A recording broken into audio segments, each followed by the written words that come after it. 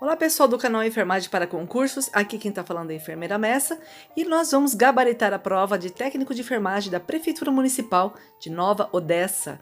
Mas antes de a gente começar, não se esqueça de dar o seu like, se inscreva no nosso canal, compartilhe este vídeo com seus amigos para que a gente possa promover e crescer esse canal. Bom, gente, nós vamos começar direto nos conhecimentos específicos com a questão 21. O paciente realizou uma laparotomia exploradora e apresenta sinais de choque hipovolêmico. O cuidado inicial mais relevante é aplicar penicilina cristalina. Não tem nada a ver com choque hipovolêmico.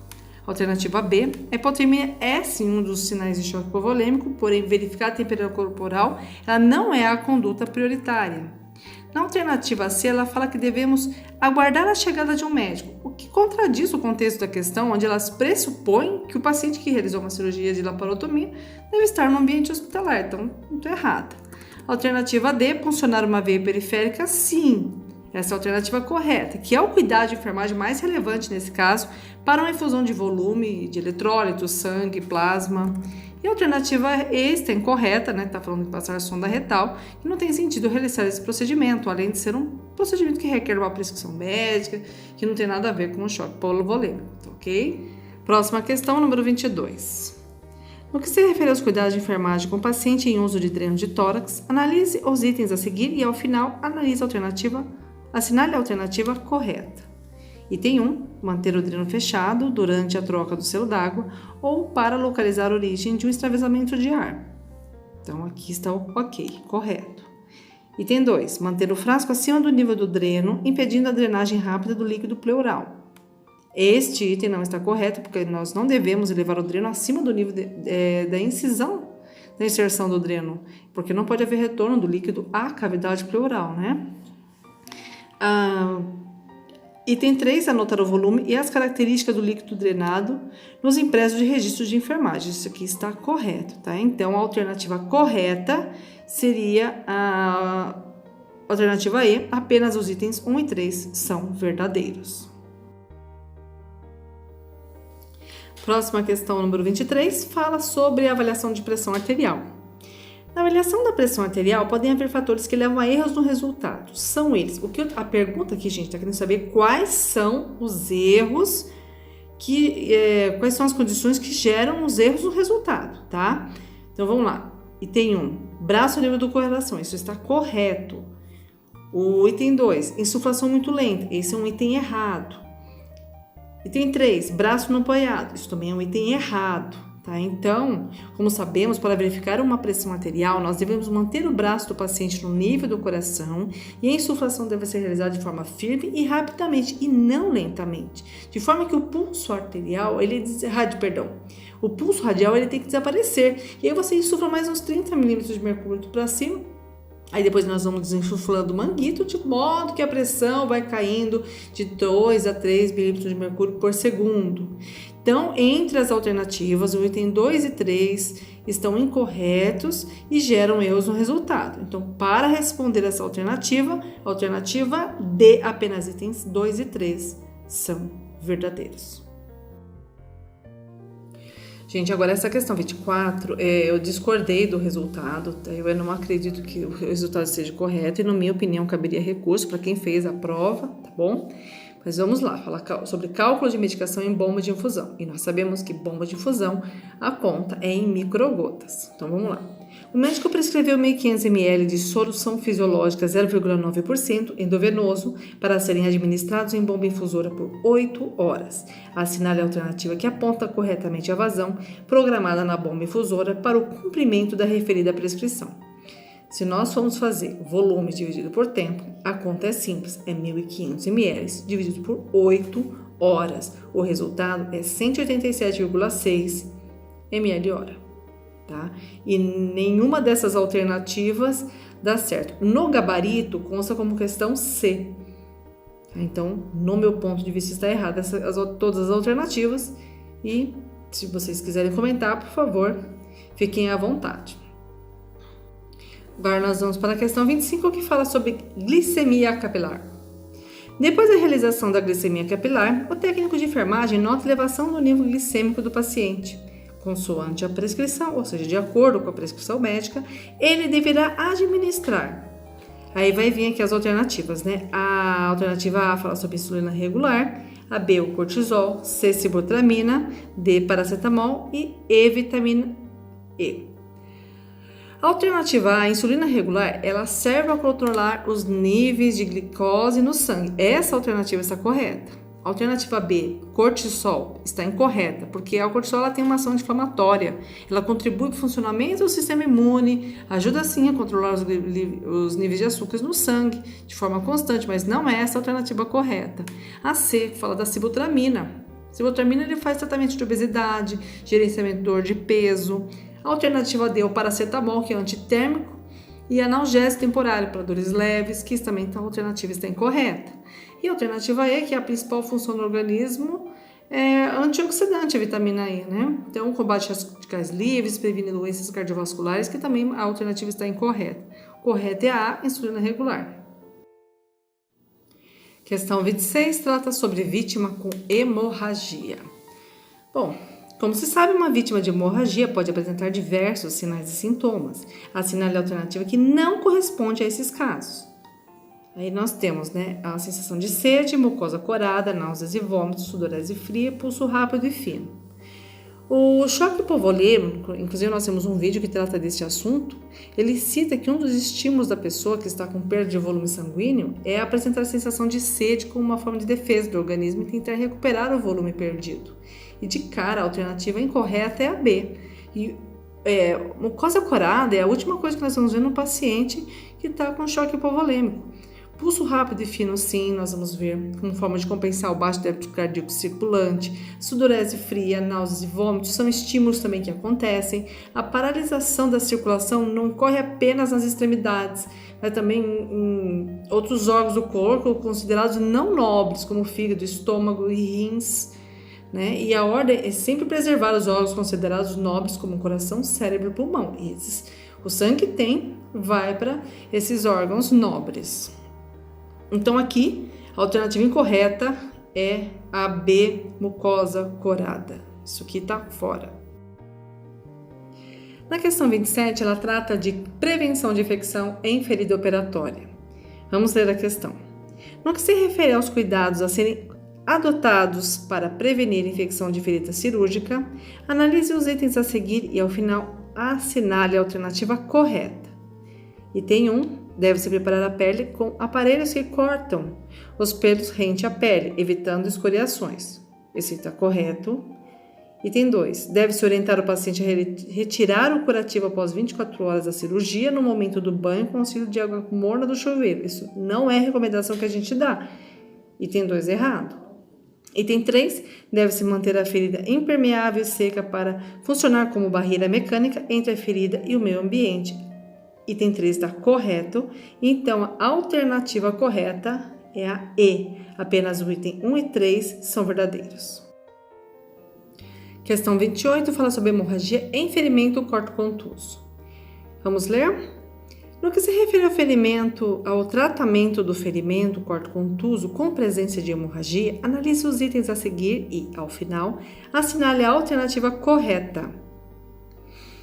Item 1. Encaminhar a amostra de sangue para análise laboratorial e preparar material para intubação. Nada a ver. Item 2. Lavar constantemente o local com água corrente e sabão glicerinado e proteger com cobertura de alginato de cálcio. Nada a ver esse tipo de situação também. Item 3. Conter o sangramento aplicando pressão local da hemorragia e realizar curativo compressivo. Corretíssimo. Tá? Então, a alternativa correta é a C, que apenas o item terceiro é o verdadeiro. Bom, gente, essa questão 29 fala sobre cálculo de medicação para descobrir quantas gramas de glicose nós temos em 30 ml de soro glicosado a 5%. Que no meu ponto de vista também essa questão está incorreta, né? Os itens não estão batendo e fica aí para discussão entre a equipe, tá? Bom, quantos gramas de glicose há em 30 ml de soro glicosado a 5%? Bom, nós sabemos que 5% significa que temos 5 gramas de glicose em cada 100 ml de solução glicosada. Se a solução contém 30 ml, então, fazendo a regra de 3, 5 gramas está para 100, como x gramas está para 30. Aí nós vamos fazer o cálculo em x, né, vai dar 100x é igual a 150. X é igual a 150 dividido por 100. X é igual a 1,5 gramas de glicose. Então, em 30 ml da solução, nós temos 1,5 gramas de glicose e nenhuma das alternativas estão corretas. Para mim, cabe recurso. Questão 30 fala sobre a lei do exercício profissional. Consoante a lei do exercício profissional de enfermagem, assinale a alternativa que apresenta uma conduta de competência do técnico de enfermagem. Item 1. Participação na programação da assistência de enfermagem, que no ponto de vista está correto. Segundo, chefia da unidade de enfermagem. Não, isso está errado porque isso é privativo do enfermeiro. Item 3. Fala sobre a prescrição de medicamentos não controlados, que é prerrogativa do médico, salvo em caso de medicamentos constantes nos protocolos do Ministério da Saúde para atenção básica. Então, isso aqui está incorreto. A alternativa correta é a que fala é a alternativa A, apenas o item 1 é o verdadeiro. Questão 31, ainda sobre o Código de Ética de Enfermagem, no quesito proibições. Vamos ler. No que se refere às proibições do profissional de enfermagem previstas no Código de Ética da categoria, analise os itens a seguir e, ao final, assinale a alternativa correta. Item 1, omitir em proveito próprio referência a pessoas ou instituições. Item 2, anunciar título ou qualificação que não posso comprovar. Item 3, inserir imagens ou informações que possam identificar pessoas e instituições sem sua prévia autorização. Aqui, todos os itens são verdadeiros. Alternativa correta, E. Questão 32 fala sobre cálculos de medicamentos. O médico prescreveu para um determinado paciente soro glicosado 500 ml para correr em 6 horas. Contudo, a unidade hospitalar só dispõe de equipo de microgotas. Então, quantas gotas devem correr por minuto? Aqui também é o cálculo de velocidade de volume sobre o tempo, né, que nós vamos colocar 500 ml dividido por 6 horas, que vai dar 83,3 e a gente arredonda para 83 microgotas por minuto. Alternativa correta, E.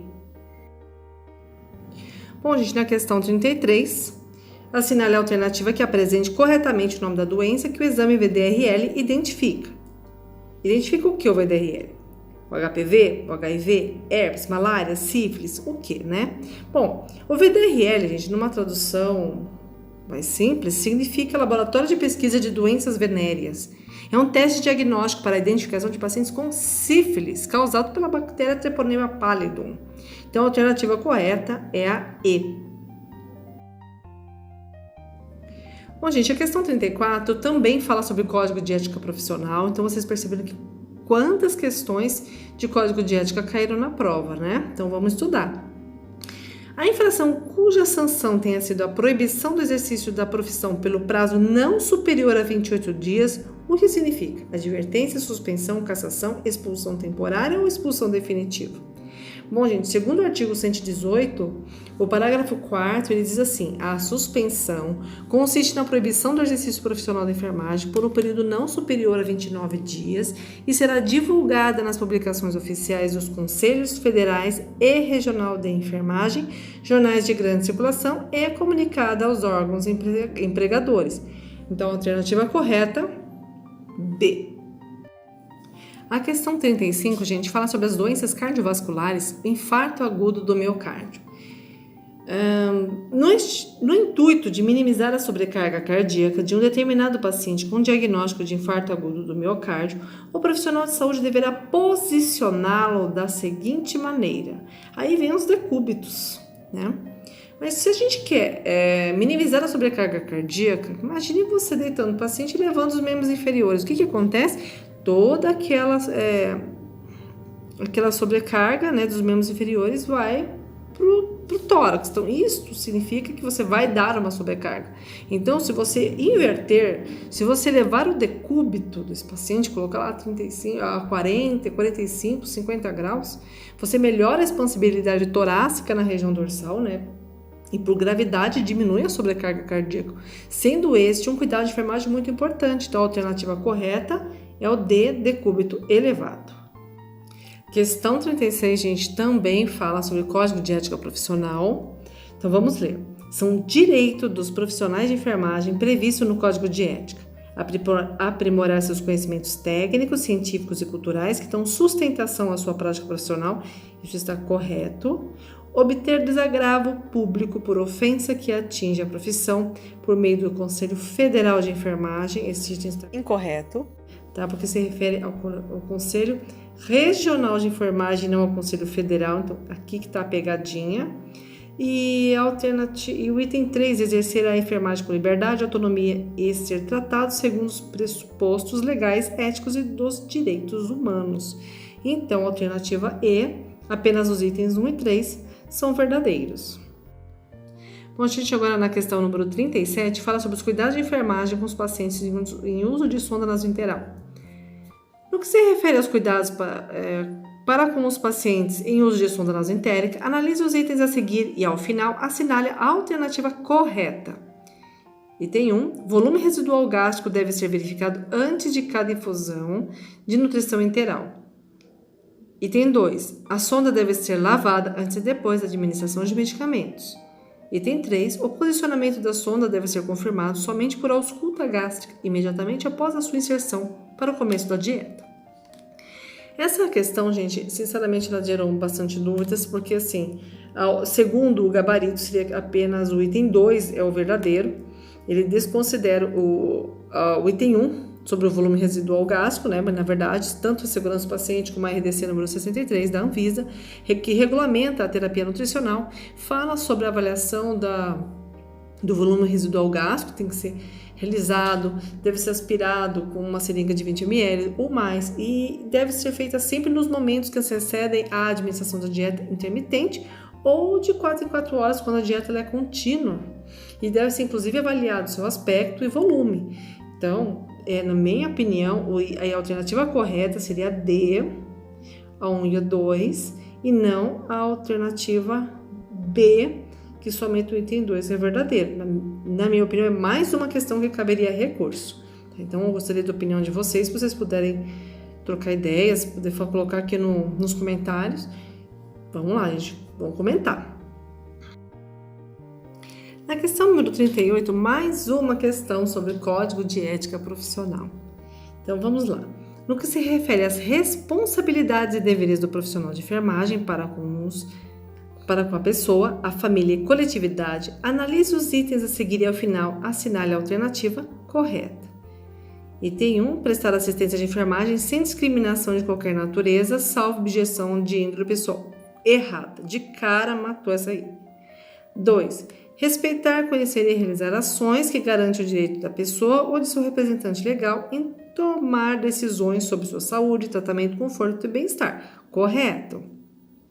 O item terceiro seria respeitar o pudor, imagina que seja um erro de digitação, a privacidade e a intimidade do ser humano em todo o seu ciclo vital, inclusive nas situações de morte e pós-morte. Então, gente, aqui seriam os itens, a alternativa E, que apenas os itens 2 e 3 são verdadeiros. Isso assim que está no gabarito, então está correto. Questão número 39, penúltima questão. No que se refere às vantagens da via oral ou sublingual para a administração de medicamentos, analise os itens a seguir e ao final assinale a alternativa correta. Item 1, são econômicas, concordo, corretíssimas. Item 2, são vias convenientes e confortáveis para o paciente, perfeito. Item 3, os medicamentos podem produzir efeitos locais ou sistêmicos, concordo também. Então, a alternativa correta, alternativa E, todos os itens são verdadeiros. Então, correta a questão. Vamos para a última. Vamos na última questão 40, nós vamos falar sobre exames laboratoriais com o método ELISA. Assinar a alternativa que apresenta o nome correto da doença que o exame ELISA é capaz de identificar. Bom, a alternativa correta é a A, que para o HIV e a AIDS ele detecta os anticorpos anti-HIV. Para coqueluche, o diagnóstico ele é clínico mais exames laboratoriais, tuberculose ele é clínico mais exames de escarro, hepatite B determina o valor das transaminases em exames laboratoriais e biópsia de fígado, também não é. Leptospirose também não é porque é diagnóstico clínico, mas exames laboratoriais, como hemograma, bioquímica do sangue, radiografia de tórax, eletrocardiograma. Então, a alternativa correta é a A. E o método ELISA, ele significa, numa tradução, que é um ensaio da imunoabsorção enzimática que permite a detecção de anticorpos específicos. Então, tá aí respondida esta prova.